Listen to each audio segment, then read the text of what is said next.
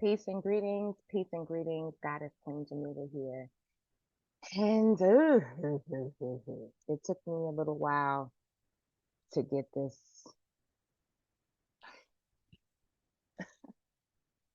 It took me a while to get this video together, to get my video notes together. Um, I pray that I can say all that I want to say in a timely manner. But more importantly, my intention is to offer perspective, to offer perspective, and to always be an advocate for Black women, to always be an advocate for Black women. Hashtag protect Black women, period. Protect Black women, whether they are tall, whether they are short, whether they are loud, whether they are quiet, whether they are sexy, whether they are ugly, whether they have an attitude, whether they are overcompensating and people pleasing. Just protect Black women at this point. Oh, there's so many emotions that I'm feeling around this particular topic today because one of the things that I always think about anytime something happens on the continent is what would how would people respond if that was me? Like, is this how people would treat me? Is this how people would rally behind me? What would happen if that was my friend or my sister or anybody? Like it's all like I always come in with the perspective of doing unto others as I'd have others do unto me, and treating situations in the way that I would want someone to treat my particular situation if I was in, the same. So always, of course, I have my notes. Notes are so essential because otherwise I will. Okay. So many of you may already be aware of the YouTuber K and K Squad.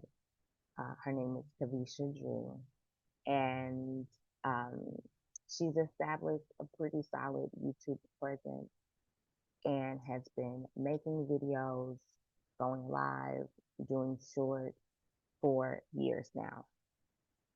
Um, the thing about K and K Squad is that her channel has a lot of variation. She's talked about things like plastic surgery.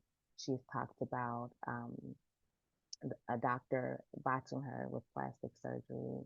She also is counted, counted amongst the repatriates who moved to Ghana a few years ago during the pandemic, and she moved with her ex-husband and her children. I think there were 4 children that she moved to Ghana with. Um, she became a figure in the repatriate community because she chose to speak the truth about Ghana. And based off of her experiences, it was not a pleasant experience. She did not like Ghana.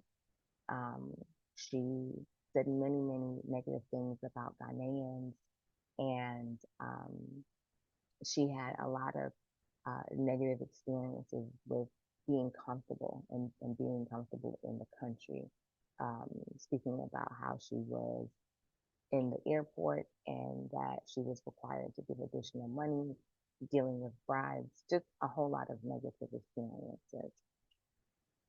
She then went on to talk about her marriage and marrying a Ghanaian who was interested in a green card and told her that before getting married to her. So it's clear that, she's not divorced. It's clear that there's a lot underneath Kavisha's surface. It's clear that there's a lot of issues because even in her going to Mexico, she moved to Mexico and then went to visit Jamaica. There was a big issue there in Jamaica with her service dog and being detained at the airport. And even going to Ethiopia, she made another video saying that she get her out of here. She doesn't like Ethiopia. It's not for her. So this is a person who has clearly established a history of drama, negativity, just a lot of things swirling around. There's a lot underneath the surface. And while we don't know where that comes from, and it's not our job to psychoanalyze any of that, what we do know is that recently, about a week ago, she went live from Zanzibar, Tanzania. So I live in Tanzania, and she went live in Zanzibar where she was visiting with her two small children. I think they were probably maybe 7 and 9 or 8 and 10. And while in Zanzibar, uh, she woke up in the middle of the night, in the middle of the morning, 3 a.m., to a robber inside of the room with her.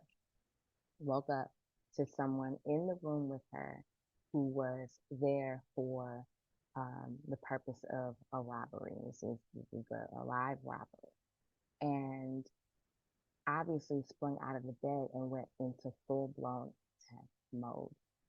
And um, in the attack, she was trying to get this man out of her room, trying to get him away from her children, trying to protect herself and protect her family. She managed to fight him and throw him out of the window. And that scene was extremely bloody. You know, she was live and showing all of this blood and the aftermath of being in this scuffle with this robber. Um, but in addition to that, what we also saw in the live is her and her children being in the room calling for help, to which no one answered the call.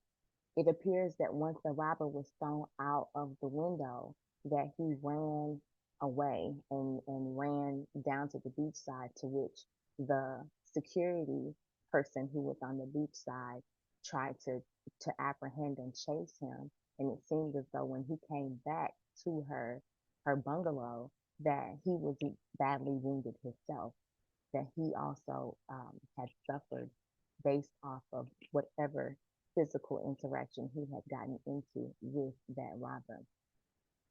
Now, Kavisha was and her kids were screaming for help. And what was the most unfortunate portion of it was that no one came. There were no additional security guards that came. When she was told that they called the police, she was also told that the police were not coming because they didn't have a car. They didn't have a ride to get there. That the owner said that they would be there the following day. She was badly hurt herself. We later learned that she had broken her hip. Um, in that scuffle, and her kids were traumatized, severely traumatized. You could see in the video that her son, the youngest one, that he urinated on himself. Now, like I said, I'm really doing my best to speak about this topic without being so personally affected by it. But as a Black woman who has children living here on this continent, I know that there are many, many, many risks that we take, especially being solo, being single, traveling solo, being by ourselves. There are many risks that we take. But one of the things that I would have not expected in the aftermath is to see the criticism. The first set of criticism that I observed was coming from those repatriates living in Zanzibar. There was a sister who posted in our Zanzibar group and asked for help. She was sharing the live and saying, "Can someone help this woman? She's right here at Lost Souls Bungalow and Restaurant. Can someone get to her and their kids involved? Can someone help her? Okay. And there were people who responded, with concern also, like, let's get on it. You know, there were a couple people who responded, with concern. But then the amount of criticism that I observed was disgusting because people were then bringing in all of this history. Oh, that's the person who, has all this drama surrounding them and, the drama and, you reap what you sow and like attracts like and this and that. One person go black to Africa, that person who loves to act like he's for the people, but really is just for himself and his YouTube views, that person called her an actress. Oh, that's just K and K Kavisha. She's an actress. Her and her husband, did that for likes in Ghana. Everybody is not flexing like you, my brother. Everybody's not a flexer. Everybody's not flexing. Everybody's not here for the flex. Some people are actually here to report on things that are relevant to them. And that was absolutely positively disrespectful. It is baffling to me that when when a person can find themselves in a emergency, in a fire, in any type of situation, that people can respond with topic, subject responses that have little to do with the situation at hand. Little to do with the situation at hand. Let's say yes. Let's say she's a negative person who always has negative things to say. Does that mean that she and her children deserve to be viciously attacked in the middle of the night? Does that mean that she deserves that attack? Does that mean that it's okay? Let the robber go free because she's dramatic anyways. She's toxic anyways. She's traumatized anyways. Let him go free. Give him a medal. What are you justifying? Because when we talk about come unity, we're actually asking for unity to come. Unity. Community, yeah, that's the breakdown of the word. COMM, communication, unity, uniting. But how can we be unified if when things happen to black women, the first thing you want to do is find a way to bring up their negative past or toxic traits or any other thing that has nothing to do with the situation. That actually has nothing to do with her present situation. This woman, now, let's go back, is screaming and yelling and calling for help. No one is coming. Can I just repeat that for the record? Black women, if you're listening to me right now, know this. No one is coming. We have to save ourselves. We have to save ourselves. That's where we're at. We are all we got. We are all we got. And we give thanks and praise because we do a good job showing up for each other. This lady had to sit in that bungalow for hours and hours and hours with this man's blood sprawled across her room. There are videos all over YouTube because she was required, they demanded that she take down those lives that she posted on YouTube. Because Zanzibar is a country or is an island based off of tourism. And they were like, oh my God, our reputation, our reputation. Not, oh my God, her safety, but oh my God, our reputation, our money, our money. So for hours and hours she sat. I'm sure she was trembling. I'm sure the kids were trembling. I'm sure she felt unsafe. I'm sure she was on edge. I'm sure there are so many things that were going through her body, physically, emotionally, mentally, spiritually. She kept saying, I had a feeling, and I knew I didn't have a feeling, and I shouldn't have come here, and blah, blah, blah, blah, blah. Black women, when you have that feeling, that's called your intuition. I'm gonna need you to trust that. I'm gonna need you to trust your own intuition. I'm gonna need you to trust that. And that is actually a quality of someone who is high on a spiritual scale. Someone who trusts their intuition. When intuition says go left, they go left. They don't ask them questions. They don't, well, I don't know, and maybe I should. And no, you trust your intuition. You trust your intuition. So she had to sit there for hours and hours and hours in the middle of the night with two small children, a bloody scene, a broken hip. I mean, how much more horrifying can that situation be? You can't even reassure your children who are terrified. You can't, what can you, how can you can't reassure anybody. You can't even stabilize yourself. So in the midst of all of that, again, like I said, the Zanzibari community of repads were going back and forth with each other about all the things that she was and she wasn't and what she did and who she is. And you either, somebody calling her a hood rat, and she's a hood rat. So as a hood rat, you're not supposed to be safe. You're not supposed to be safe if you're a hood rat. If you're from the ghetto, if you're from the projects, if you grew up in the UK projects, if you grew up in the Canadian projects, your mother was a single mother, you were poor. Now you're a hood rat. Now you're ghetto. That means that some man has the right to attack you in the middle of the night. And then no one should do anything about it because you, my friend, are indeed a hood. Make it make sense. What does that have to do with the fact that this lady has been attacked? That's it.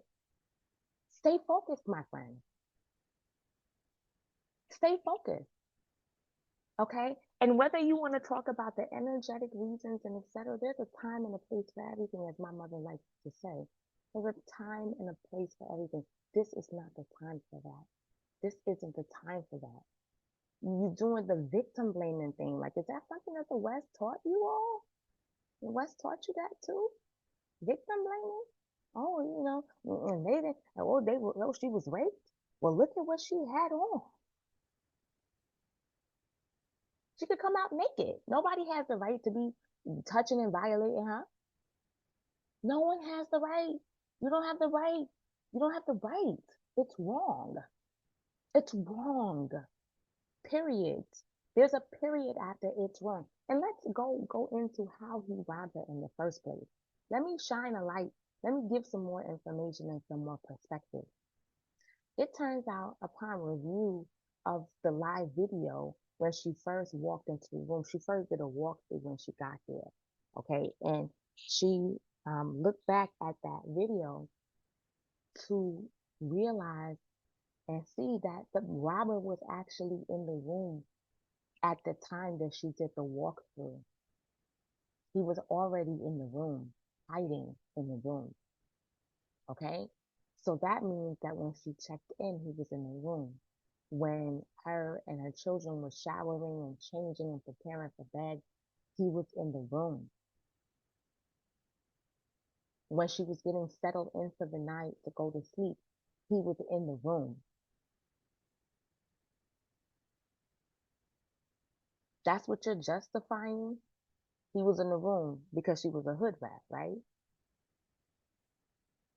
1 plus 1 is still equal to 2.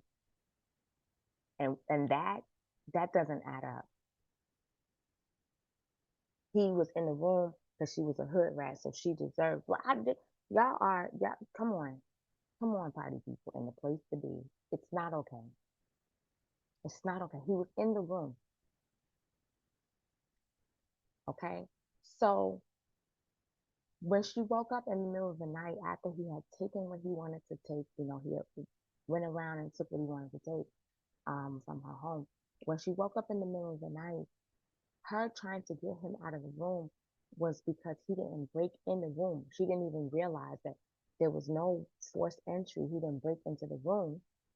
So she had to get him out, and not knowing where the keys are, being discombobulated. It's 3 o'clock in the morning, it's 4 o'clock in the morning. You're springing into action to fight somebody. You don't know if they're there to kill you, slit your throat. You don't even know what's going on. Your children are screaming. And then somebody talking about, oh, she unalived him. She's willing to unalive him over a cell phone. Are you crazy? Let somebody be in your mother's house 3 a.m. in the morning and you see a man walking around at 3 a.m. in her room. If your first instinct is to kumbaya with that person in your mother's room at 3 a.m. and have a civil conversation, you are mentally out of it. You are unrealistic and you don't have any right to speak on the situation. Shame on you. Shame. Shame. Protect Black women. I was speaking to my brother. Okay, I have a brother. He's in Atlanta. Speaking to my brother about the situation. All right. And just in telling him about this man being in the room, just telling him, he said, oh, I would have killed that nigga. I would have killed that nigga. I would have killed that nigga. That was his natural black ass reaction as a man. Imagine him being a man in a room with his 2 children, his wife, his 2 kids, his wife, period. I would have killed that nigga, was his exact response. But when a woman gets out, Black woman gets out, fights for her life, okay? Fights for her life, spills blood, rightfully so. The conversation then turns into, well, she went to Ghana and she didn't like Ghana. And she said this and that about Ghana. And she didn't like Mexico. And that's the same one with all the drama. She was on divorce court. What does that have to do with the price of tea in China at this present moment? Do any of these things make his actions okay? And can we please stay focused as a community? Can we stay focused as a community on what the subject matter is? The subject matter is protect Black women. Period. Period. Period. Period. Period.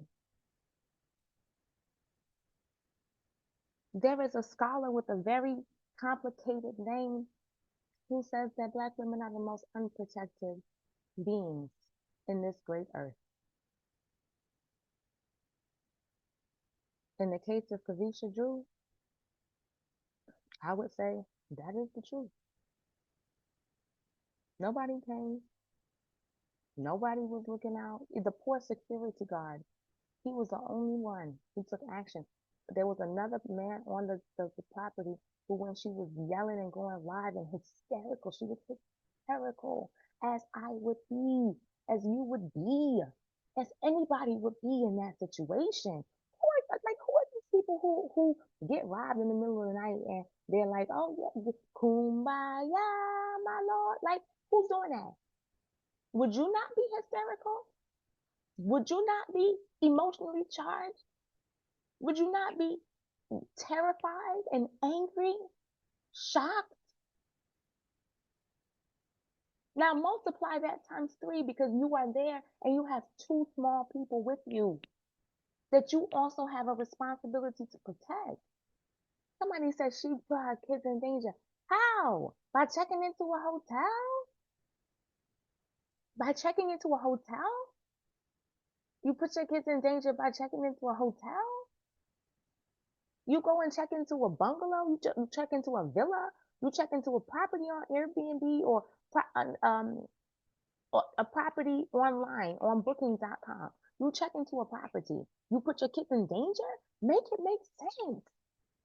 At a certain point, I am just asking that we all can agree that logic is part of this conversation that we have, and logic should be a part of this conversation that we're having. That's a fundamental step in community that we can all agree when it comes to logic, things that are logical. Let's all get on one accord for that. Let's all get on one accord for that. And it's not too much to ask for. It really isn't. She was robbed. She was attacked in the middle of the night. Is that a right thing to do or a wrong thing to do? It is a wrong thing to do. And no other conversations need to come after that. We don't need to figure out what it is and who and why she. No. How did this happen? I'm so sorry that you were robbed. I can't imagine what you're going through. I can't imagine what that experience must be like. I am traumatized for you. This man was in your room all night? What in the world? I'm so sorry that that happened. I give thanks and praise that you are alive and that your children are alive and that you all are safe. That's how I follow up to that type of news when a sister is in that situation. I've seen every single clip, video relevant to Ghana because at the time I was in Ghana. I seen all that negativity spewed. How many times do we see negativity spewed and we just keep it moving? You might have a negative Nancy auntie. Your mama might be negative. Your cousin, girl, don't go over there to Africa. You know they eat dogs and get. We all have negative people in our family. We all know somebody who's negative, who got toxic energy, who got trauma. We know them. But that has nothing to do with right and wrong. And this situation that happened with Kavisha was wrong. It was wrong. It was wrong. That was wrong. That was messed up. That was completely messed up. And there's no other way about it. There's no other way to justify it, to make it make sense. It doesn't make sense. And the reality is, Zanzibar has had a reputation. It's a slow, a quiet reputation. They don't want people to know that robberies are profound. There's a lot of robberies going on. There's a lot of robberies going on there. You come there as a tourist, you got to be on your head needs to be on a swivel, as Black women like to say. Head got to be on swivel. When I was um, attending a birthday party a few months ago, there was the birthday girl who was there had just come back from Zanzibar. And what she told me is that she was robbed in her hotel room, that in the middle of the night, a thief came in, and there's a spray that they were using to subdue everyone so that they would stay asleep.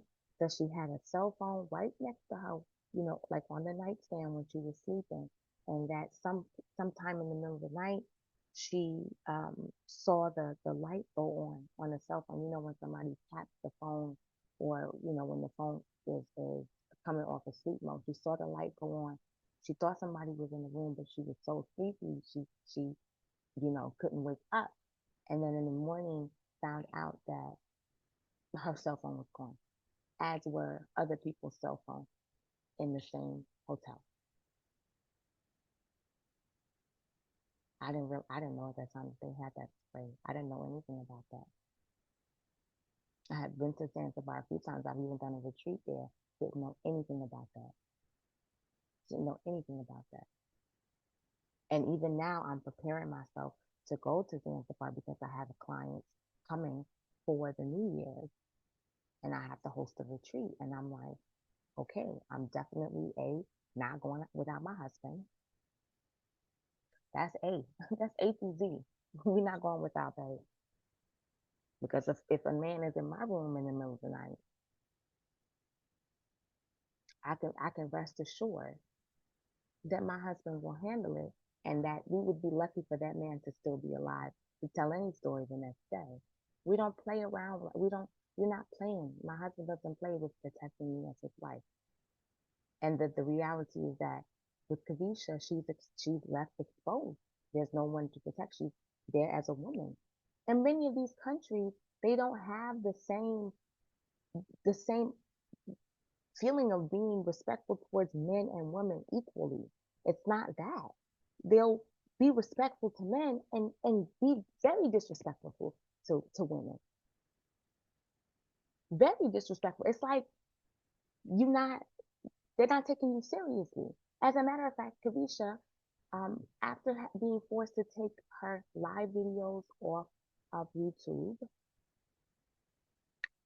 um, after being forced to take the live videos off of YouTube, Kavisha went on somebody else's live. I think her name is the Traveling Passport, Traveling, something like that.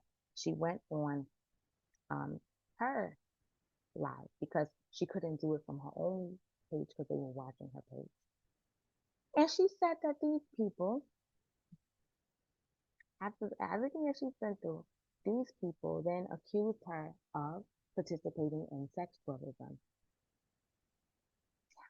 They said that she had invited the robber into her room, that she invited him into her room, and accused her, brought up the idea that maybe she was actually there for sex tourism with her two children in the room,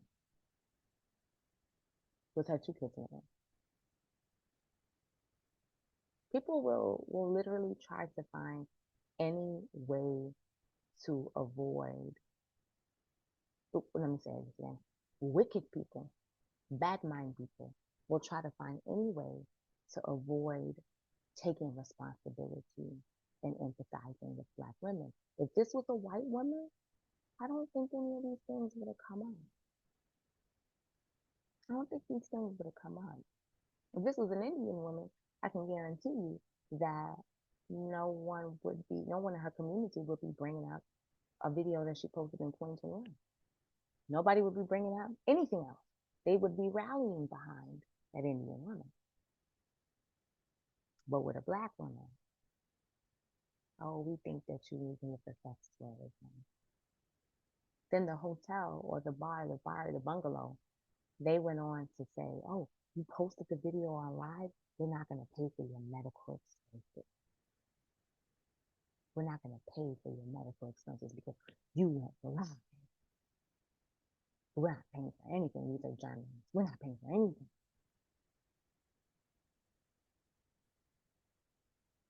I just, I will admit that I had a level of naivete about life in these ways for a very, very long time, probably too long. I was doing something that we call giving the benefit of the doubt. I was doing that for a very long time. I will always assume the best until otherwise proven. I will always assume that every single person on this earth is really trying to do their best. That's how I thought about people. Okay. And it's not until living here on the continent that I got to have an understanding that this world is full of good people and bad people. It's both. It's both. It's both.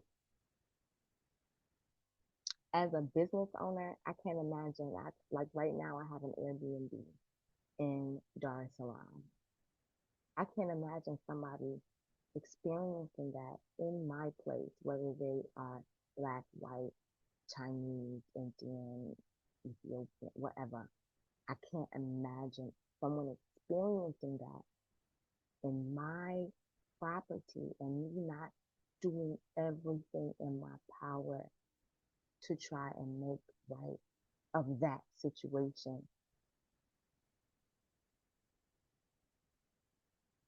can't imagine that. I can't imagine it. It doesn't really feel like there would be any other option. Again, I come from the principle of do unto others as you would have others do unto you. And the last thing I would want, like, imagine you get in that situation and somebody is bringing up a fight that you got into 2 years ago, a post that you made where you argued with somebody on Facebook 6 months ago. What does that have to do with anything? That has nothing to do with the situation at hand. Like I said, stay focused, friends. This is how we find this is how we find our community. This is how we essentially have been finding and building our community. This is going to sound really, really, really crazy and so mystical. But this is how many of us who are living boots on the ground, this is how we find our people. This is how we find our tribe. Because we can be sitting in lion's den, right? And literally, as a lion, I'm a lioness, and I'm sitting amongst my lions, and you know, we're chilling, we're relaxing, our tails are flapping. I think I'm with my crew. I'm with my proper species. I'm chilling. I'm relaxing. Got my cubs around. You know what I'm saying? My king lion is here. We living our best lives. But then a situation comes up on the horizon, and then you got hyenas around, or you got wildebeest coming around, wherever. And what you see, if you're willing to sit back and observe what you see, right? Because I'm an observer. I believe in observing people. What you see is in the midst of the lion's den, you see snakes pop up and raise their head. But they're trying to see something too. They try to see something too. You see snakes pop up all of a sudden. You didn't even know that was a snake. You didn't even realize it was there. But it's not until a situation happens when a snake will pop up and show itself. Boom. Now you get to see it. Wow. Didn't know that was a snake in our midst. Didn't know. Didn't know. I thought it was only lions over here, lionesses. That's a snake. And that is how we essentially figure out who's who and what's what. That's how we figure out who's who and what's what. It's not when everything is sweet. It's not when it's sun is shining. The weather is sweet. No, it's not with that. Nope, that's not it. It is when the situations happen, when it's time to meet me at the club, it's going down. Like when that is on the horizon, that's when we see the snake. That's when we get to see what we call people's true colors. You ever heard that phrase before? You get to see somebody's true colors. You get to see it when the situation pops up. And with my true colors, y'all, this video is really a call for help. Okay. My true colors, I don't even have to hide my colors because it's clear. I'm about this community life. I'm about this sisterhood life. And community doesn't mean that you call me from out the blue talking about you coming to Tanzania. Can I sit on the phone with you for an hour and help you plan it out? That's not community. That there's nothing communal about that. That's not my role. That's not what I do. There's many of people who I can refer you to who are consultants who help people do relocation planning. That's not what I do. Okay. But I advocate for the people. I advocate for Black women. advocate for my brothers. I'm an advocate. That's my heart. It's in my heart. Now, I'm a spiritual teacher. I'm an Ianifa, I'm a priestess, I'm a goddess queen. I'm all of those things. But I am a sister first. Okay? I'm for the sisterhood. I'm about that life. And I don't like nobody doing stuff to my sisters it's just unjustified. And why people, this is the thing, y'all. People think, right? Correct me if I'm wrong. I know y'all gonna comment. If I'm wrong, I'm ready to stand to be corrected. But people think they can do what they want to do with Black women, and there are no consequences and no repercussions. They think they can do what they want to us without consequence and repercussion. And that even saying that makes my stomach hurt. It makes my chest hurt. It makes me feel sick. They think they can do what they want to do to us, and no one will say anything. No one will do anything.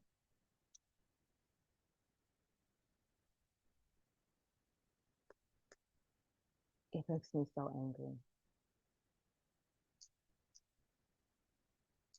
It makes me so angry. My daughters are Black women. Are your daughters Black women?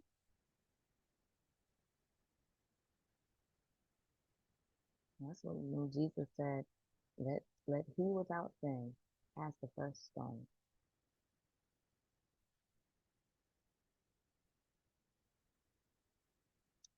At the end of the day, when Nick Cannon said something about Jews, he was crucified. When Kyrie Irving said something about Jews, he didn't even say anything. He posted a documentary about Hebrews to Negroes. He posted it. He just posted the link. He didn't even write anything and give an explanation. He just posted the link. They took him off the NBA, put him on suspension, told him to apologize.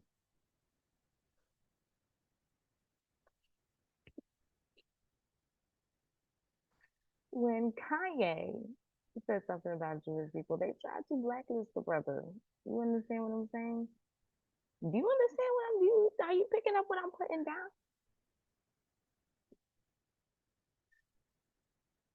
They don't play. That's actually a community. They're coming in unity. We gonna stand on business. We don't play. Don't say nothing about us. Don't talk about us. Period. Much less if a Jewish woman had been attacked. Give me a break. The whole hotel, the whole bungalow would be shut down. Closed for business. Period.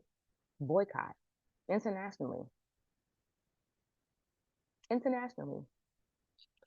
I went on a campaign. Let's call it a campaign.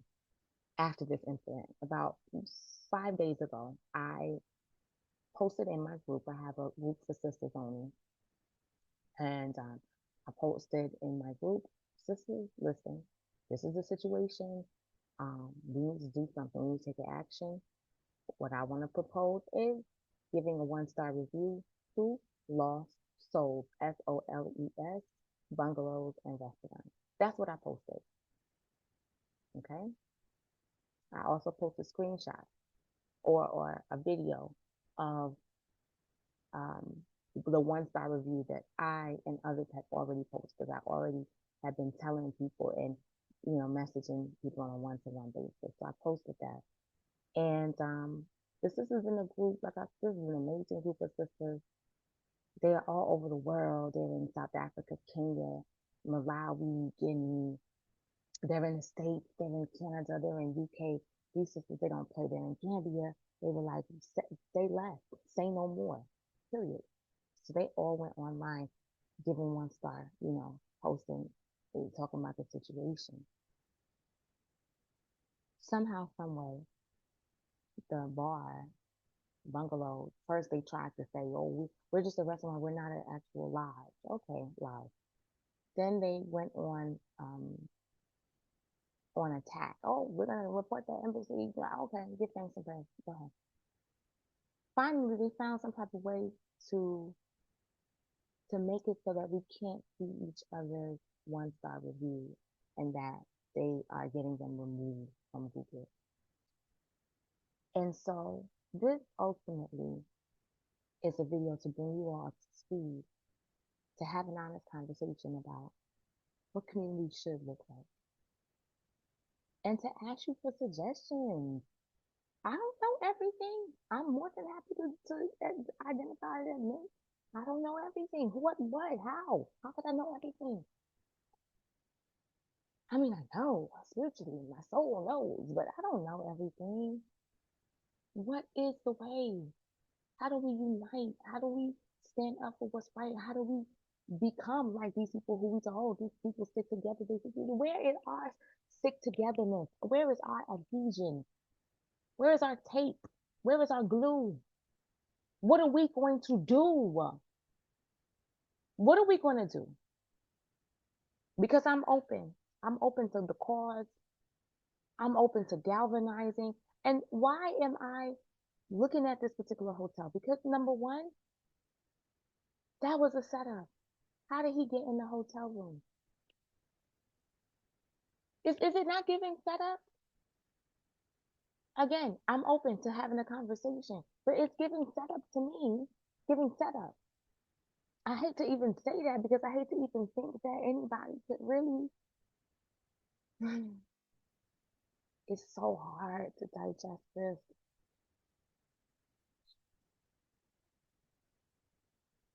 It's hard to digest this. It's hard to digest this, y'all. A setup?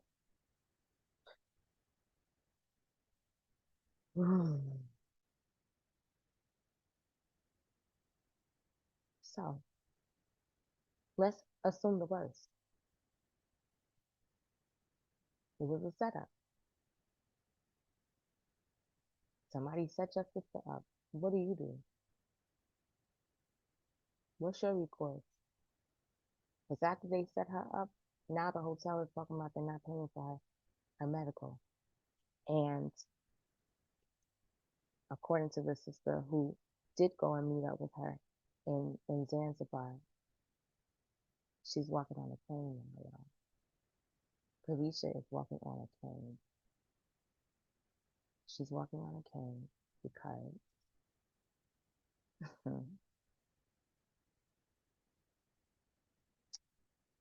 y'all gotta understand that at the end of the day, we are all we have, and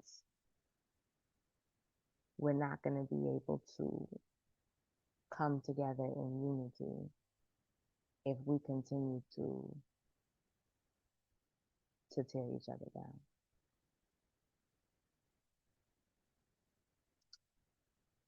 I want to give a shout out really quickly because there were some sisters boots on the ground. Shout out to Dada Ashley, Danielle, Jojo, who pulled up and sat down with her, who helped her. Elle, shout out to you for sharing the information in the first place and making it known that this was taking place in Zanzibar. Because we live here. People can say what they want to say on the internet. We live in Tanzania. We live here. We live here. And I can only imagine the aftermath, like energetic aftermath of all of that. But that energetic aftermath is really secondary to my question that I'm asking you. Now what? Somebody attacks your sister. What you gonna do?